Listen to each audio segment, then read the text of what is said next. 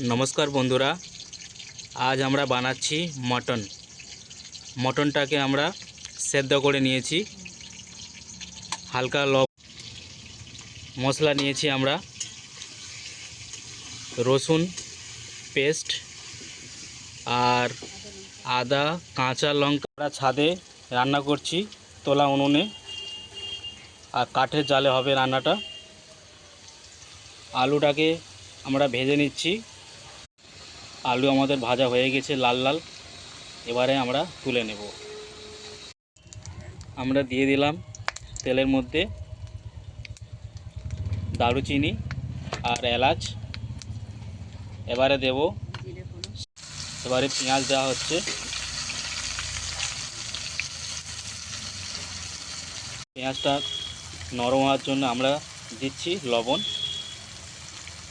পেঁয়াজ লাল লাল হয়ে গেলে আমরা তারপরে দেব রসুন বাটা। রসুন বাটা দিয়ে দিলাম, ভালো করে মিক্স করতে হবে। এবারে আমরা দেব আদা কাঁচা লঙ্কা পেস্ট দিয়ে আমরা ভালো করে কষতে হবে। আমরা দিচ্ছি গোলমরিচ গুঁড়ো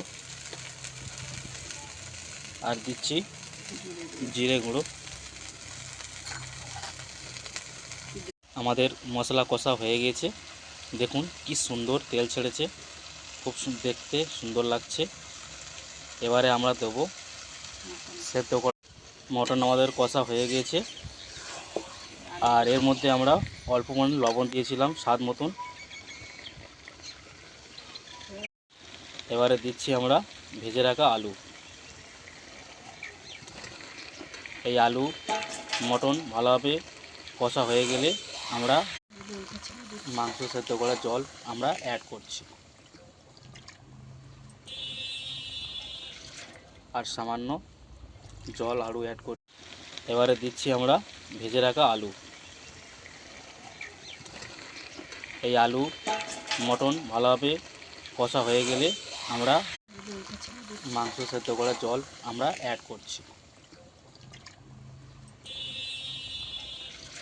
আর সামান্য জল আরও অ্যাড করছি। এখন ফুটতে শুরু করেছে, কি সুন্দর লাগছে দেখুন, কালারটা দেখুন। 10 মিনিট ফোটাবো। এবারে আমরা নামিয়ে নিচ্ছি। আর এই ভিডিওটা আপনাদের কেমন লাগলো আপনারা কমেন্টে জানাবেন।